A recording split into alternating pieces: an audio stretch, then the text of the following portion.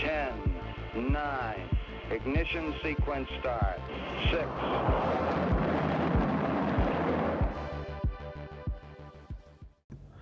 Hello, and welcome to Rocket Fuel, your daily update of everything that's happening in the Rocket Pool community.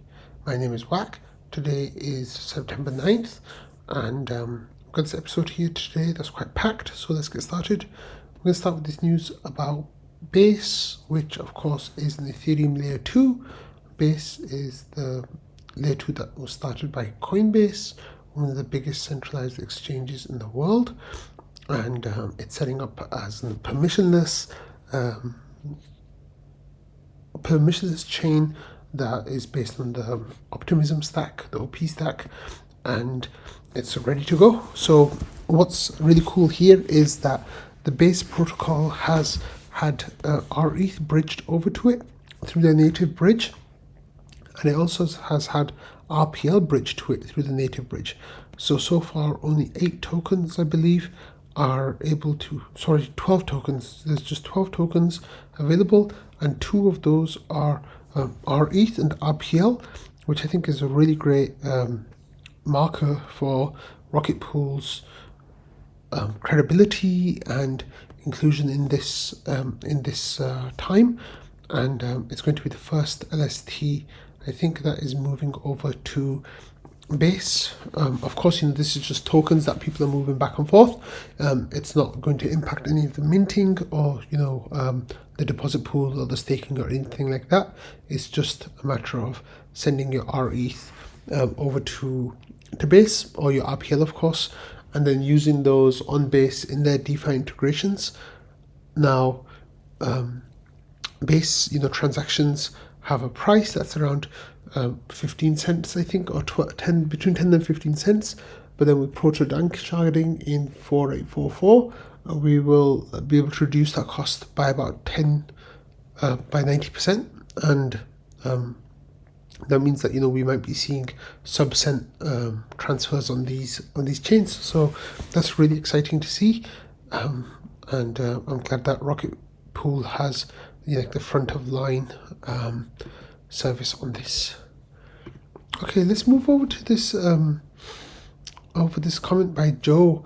I think it makes sense a little bit to kind of go back in the discussion, and what we got here was people.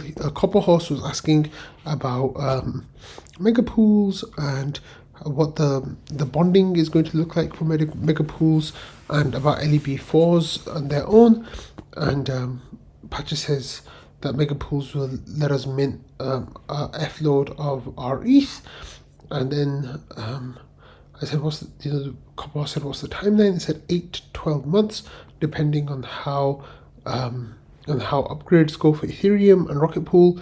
Patcher says that it'll be protracted as usual, but it'll be worth the wait. And then there will here Copperhost then said, so will be node operator limited until mega pools, no LEB4s or anything like that coming. And I replied by saying, sadly, no LEB4s won't come until forced exits. But then Patcher says that it might be possible that we'll get them before mega pools, depending on, I guess, what happens on the Ethereum side, and if we get hard forks before when mega pools come. And Patcher says they have independent timelines as far as I can tell. They don't block each other. So the difference here is that key understanding is that LEB4s will be a separate entity, and then mega pools will have something like LEB4s built into them. So there's 2 different ideas. Mega pools will be that the more validators you have, the more the protocol can get away with giving you better and better rates of use of collateral. So your first validator might be an 8 ETH validator, your second validator might be 4, and your third and fourth and fifth and sixth will be 4. But then maybe for your 6th, 7th, 8th, 9th, and 10th, it might be 2. So it's kind of different from just LEBs, because LEB4s will be just a person that only has 4 ETH. They will come to Rocket Pool with the required RPL, and then they will stake that, and they will set up one validator with that 4 ETH. So these 2 ideas as Patcher says, they're independent of each other.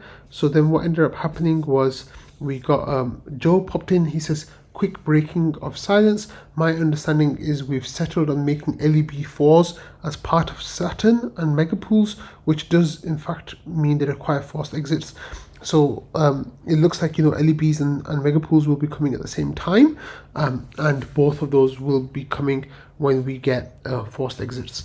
And this might be because it's easier to do audits with all in one go. It might also mean that the team don't want to mess around with trying to get big changes out at different times, instead of just working towards it on one go. And then Joe says they won't be here before forced exits, and it was nice that Joe was able to clarify that. And David said War Bread City, and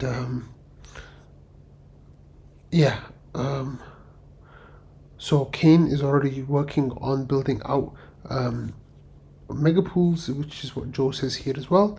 And he's getting the mechanics in place. He says that they did a lot of work for that before Houston even existed. And Joe said, I was quite sure megapools and Saturn were going to be the next big thing because of it. But then governance stuff happened, and so they focused on that instead of Houston. So they were changing the priorities around a little bit. And then I made a joke saying, I'm so glad that Chris Black and those Lido guys make you all realize that this is a priority. So anyway, that was really, really great stuff. So thank you for sharing that information, Joe. It really helped kind of like illuminate what upgrades will be coming and when they'll be coming. Okay, so speaking of updates coming, here we had this post from Kane a little while ago, like just nearly 2 months ago, about on-chain voting. And then Kane has an update on this. He says, I have posted a draft RPIP for consideration. Draft RPIP for on-chain PDAO by Kane Wallman. Pull request 71, Rocket Pool RPIPs. And then there's a GitHub link that you can click on. Excuse me. And then people started talking about that right away, like Dark Message, about how it's going to impact the collateral levels because of their vote, and how that will be impacted by the staking tokenomics change. Val kind of clarified, saying that he doesn't see any issues with that because they will worst case means that we can change when you can withdraw. We may need to clarify language in the extra RPIP. And then Val went on to say, reviewed a bit more than half at the moment. Looks good generally. Biggest high level thing is separating spec from implementation. A takeaway from the current RPIP 4 tribulations. And then Val finished by saying thanks. And here, sorry, my internet connection is being annoying. Here we have the GitHub.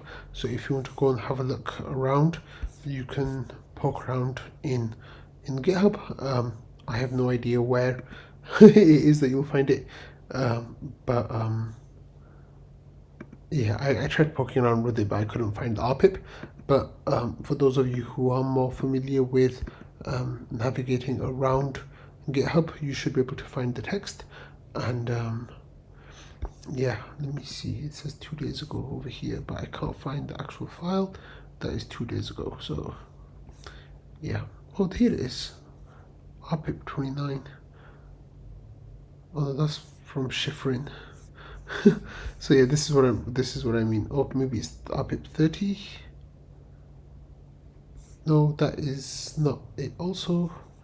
And I don't see RPIP 31, so that's fine. Anyway, if you know about how to use GitHub, you can go and do that, and you can find the information that you need. Okay, next I want to, when I was originally planning this episode, this was going to be a bit of a reminder for you all to go and submit your grants or bounties or retroactive awards. But I'm sorry that this episode is coming out after that's finished. So this month we had no bounties that were submitted. With the grant side, we had 7 grants submitted. Let's have a quick look at some of them. We had we had, let me see, oh, that's the wrong way. So we had the grants by OpenUX, and then we had grants by Dury, and we had another grant by Proton Girl, and another grant by Project IPOR that you can have a look at, and you can read the whole grant and see what they want to do or how much they charge. We had one from Arbora, which was about Rocket School, which is a website that teaches people how to stake with Ethereum through Rocket Pool. So that's really cool. And then we have Non-Fungible Yoakum running Rocket MEV Monitor. And we also have Zachary with rETH, a trustless oracle for liquid staking protocols. And then this is one of those that was like kind of rejected or deferred last period. And then Schifrin closed the message here as well. And then let's have a quick look at the grants. So we have, let me see, this one here. So this is for, we already had a look at the grant application. This is for retrospective awards. So for retrospective awards, we have this Schifrin asking for a reward, and we also have Cal asking for a reward for himself. We have a Cal asking for a reward for Val. We also have Ishka asking for a reward for himself for the Nexus Mutual purchase of our ETH. And then we have Feeling Good, Feeling Great asking for a reward for Stake Rocket Pool and the educational videos and how-to guides. And then we have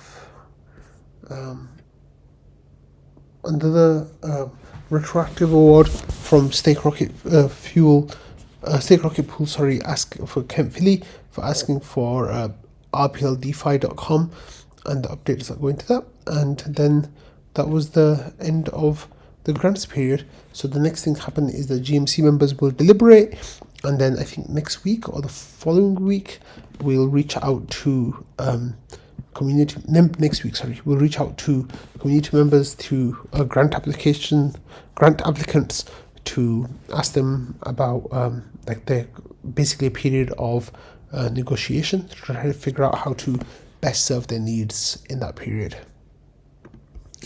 Okay, next have a look at the Discord. Over here we have a post from NotRocknet saying, "Hi all, I just wanted to call your attention back to bringing up your validators for Holesky Genesis, which will take place on Friday, which is in 6 days from when I'm recording. Please give a shout out if you have any issues or need help. When your validators are up, please update the tracking spreadsheet below." So then in this, you've got Stirs, Faisal M, Vaka and Object who got tagged because I guess they're not online yet. Ramana says that he's not online yet either. And then so you can go and you can start playing around with this, and I think it'll be a nice little tool for the Rocket Pool community together to get the new Ethereum testnet validating ASAP. Okay, here we have some news from Aave, where they pool for RPL was maxed out at 420,000. Well, not today actually, a couple of days ago, that was lifted, the cap was doubled again, now to 840,000 RPL can be deposited into Aave, and then the borrow amount is still stuck at 160,000 RPL, of which so far 97,299 have been borrowed. 97,200.99 has been borrowed, and they're paying an APY of 2.5%, whereas the collateral the RPL providers are getting paid 0.46%. So it's not nothing, it's something, but it's not great. So definitely keep that in mind. Okay, next we have this appeal from Rocket Split. So they challenged the GMC's decision, and if you have a look over here, you can see that the vote has now reached quorum, so this will definitely pass. The chances of abstain being higher than 4 are pretty much 0 because of the way it's all set up, but this is gonna get passed. Here there's 4 from me and Joe, and others abstained as well, so that's fine. But using this information, we can see what the Rocket Split guys are doing. So here we have an update from Direct, who's with Long Island Blockchain, saying, hi all, super excited to see that our RPIP 27 appeal seems to have passed. In the meantime, we have been hard at work improving the front end to Rocket Split. We have some updates to show.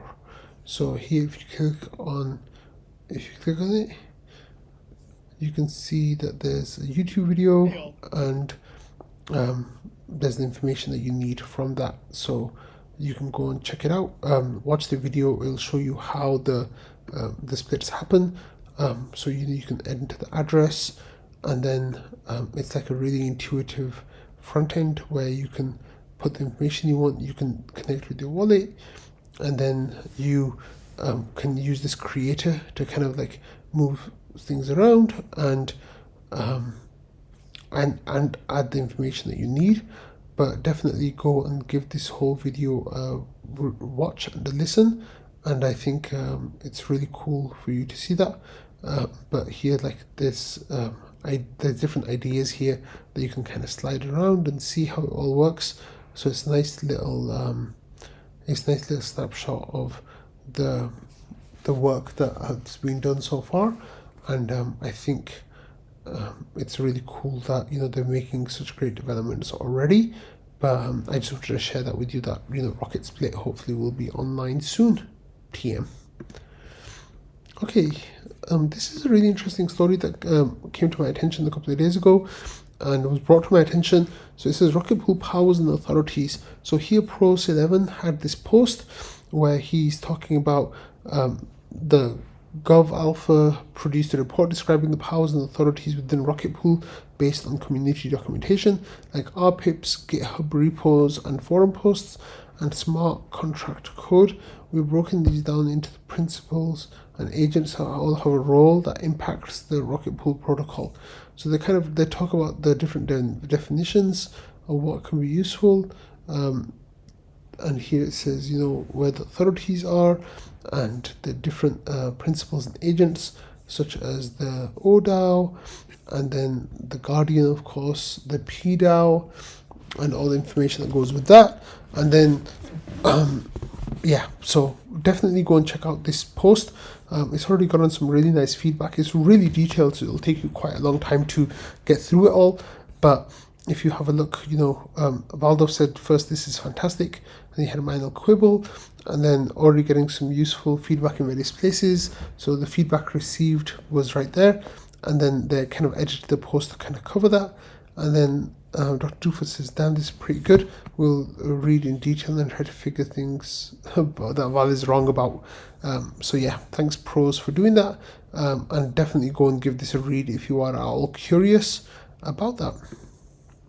Okay, next we have this article from Markoinether, who's talking about the second LSD revolution, and he says that he's making the case against the single-dominated LSD and trying to find a way around that. So he says the first revolution brought us love, freedom, exploration, and alternatives to society in long hair, and a lot of the VW minivans. And says then this will bring more robust and decentralized Ethereum, thus decentralizing the world's trust ledger. So there's a whole lot of information here about how RPL will help regular ETH deposits into the Beacon chain, and also like some information there. So definitely read this. There's a lot of really good information there, and I think it'll be worth your time. So thank you, Markoinether. Okay, next Jasper shared this update from the CTFC. He tagged Dibsy, of course, who's a lawyer, and the news was that the Commodity Futures Trading Commission today continued its enforcement focus in the digital assets decentralized finance space by issuing orders simultaneously filing and settling charges against Open Inc., Delaware registered company based in California, Zero Inc., a Delaware company based in California, and Deridex Inc., a Delaware company based in North Carolina. So Invis says that this is just all American DeFi companies, and that of course they'll be limited in scope across the global system. But I think it's really important to pay attention to these kind of cases, because crypto's had some big wins recently in the courts, but that doesn't mean that we're going to carry on having these big wins, and it might end up being that there's not good times coming up. But the wins definitely are something really good, and it's nice to focus on those. So let's see what's happening with the CFTC stuff as the news comes in. Okay. So yesterday in trading, there was a party, and that party lasted all of 12 seconds. Now, why did this party 12 last seconds? It's because Patches realized that there's a 181 block. So that's 18,100,000 blocks have been produced on Ethereum Beacon Chain. So Patches was having a party, and Ramana said, where is it and who else is coming? And Patches says it'll happen in trading, and it's for trading. And then Ramana says, can you help me arrange a cat sitter? And Patches says, actually yes, though only in New York. And Ramana says, how long do you expect the party to happen? Maybe the cat can survive, but he's worried about confetti. And Patches says they'll only last one slot, and then in 4 months they can do a 19 million block party. Well, anyway, here we had the party. Patches says there's going to be a fun 12 seconds. Well, here at 10:23 Eastern time, and Patches says party, and then 12 seconds later he says end party, and then he says, see, wasn't that fun? And Waldorf missed it entirely, so that was funny. Okay, next I'm going to be wrapping up the episode with a couple of things based on Twitter, and the first one is a big beef that's kind of happening between a bunch of different communities and people and Lido. So Seraphim, who of course is the head of taking risk at Lido, he says that Ethereum should self-limit at 33% of the global crypto market cap. It sounds ridiculous, doesn't it? So he's kind of poking fun at this idea of wanting Lido to self-limit. And then Justin Leroux here, who I think works with Grid Plus, he's the CEO of Grid Plus. He says it sounds more ridiculous for a parasite to declare it isn't concerned with keeping its host healthy. So that was like really nice burn that Justin did, like ratio to Seraphim really badly. I think it was like a 5x on the 6x on the ratio there. So good job, Justin. But yeah, this is absolutely right that Lido has a parasitic relationship on Ethereum. And then Jasper got involved in some discussions here, so I'll read this out. He says, it boils my blood that Lido Finance thinks fit to go against one of the founding Lido principles set forward by Paradigm. Governance is and always has been an existential risk to Lido presence. That Lido presents. Dual governance is a banded solution, not any kind of permanent one, and it's very fallible. And then Jasper goes on to say, as long as Lido governance can control the weather registry, LDO should not exceed roughly 33% of the network. There's no hard line here because the threat isn't based on any hard line.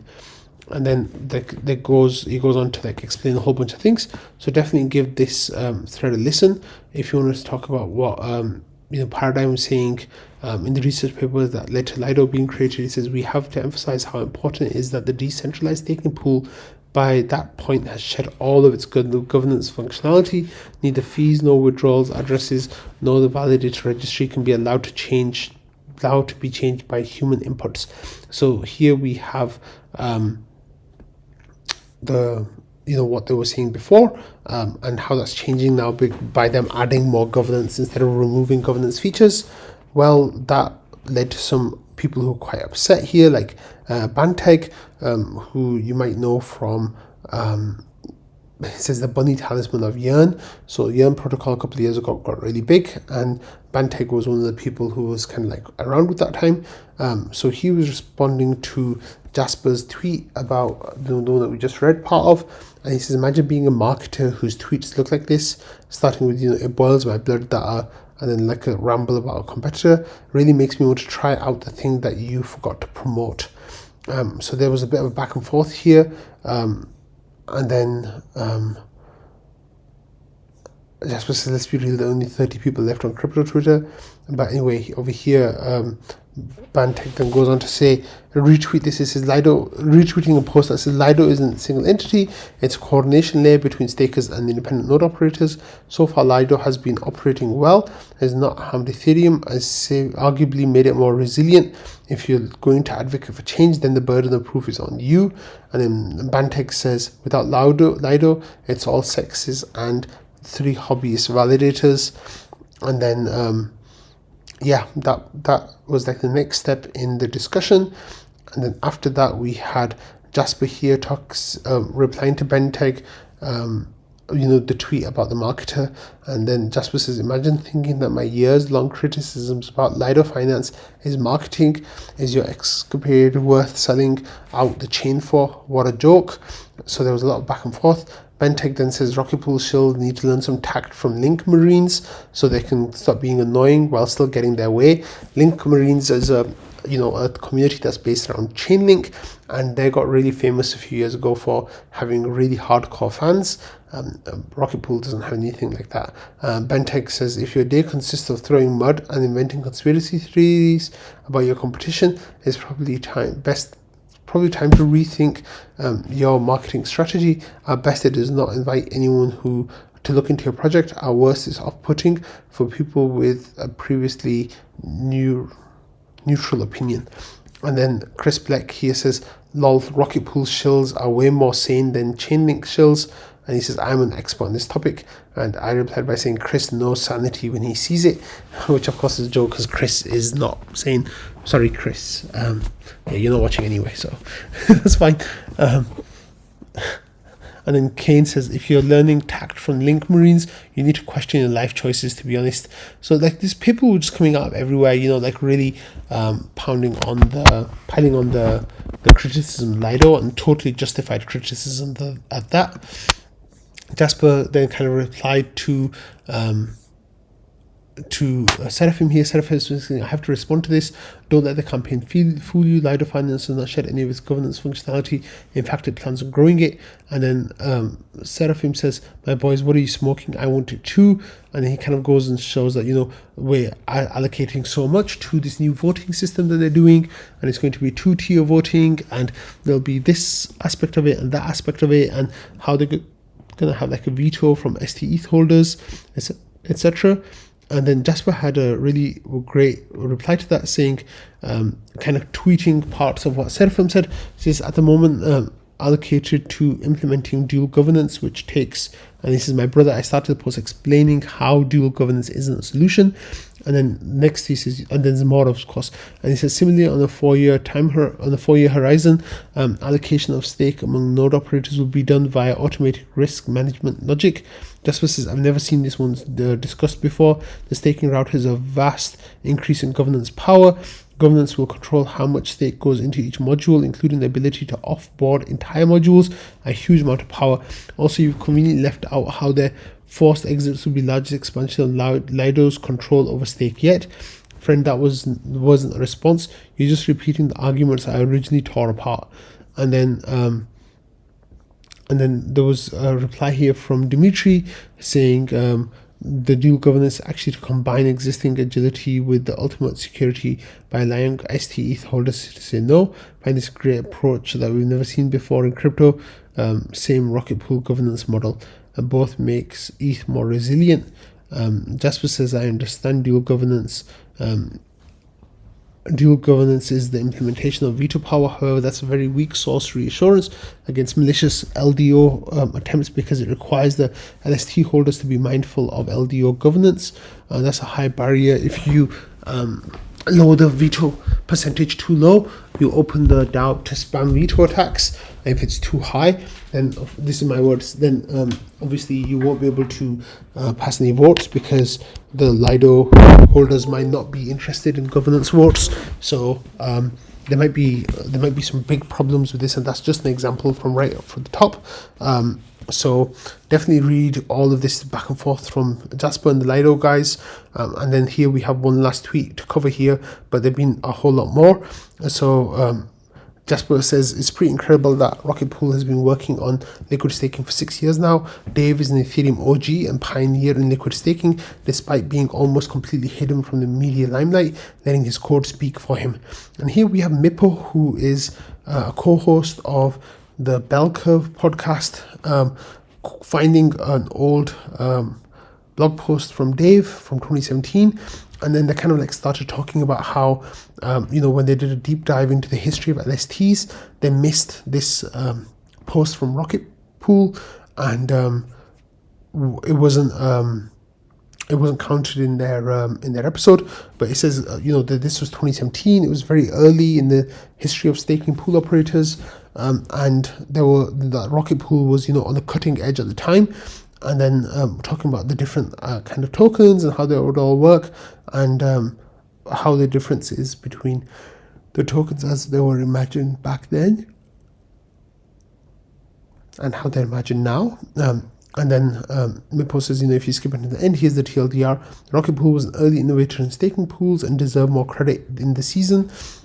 And they had a kind of primitive version of LSTs back in 2017, albeit with key differences.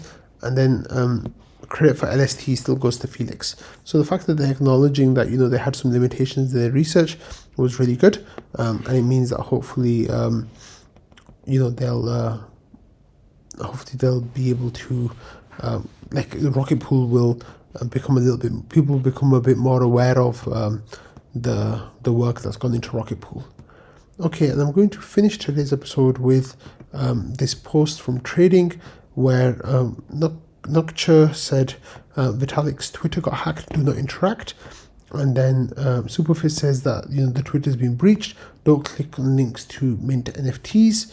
And then here someone was already looking about potentially seeing how it would work on this consensus app on the rollup, yeah, it's definitely not good that people had so much crypto stolen with little recourse for getting it back. But anyway, everyone, on that note, thank you all for watching, listening, and being part of the Rocket Pool community. I will see you all tomorrow or maybe Tuesday. I'll be back with my regular setup. So thanks everyone, and I'll see you tomorrow. Bye.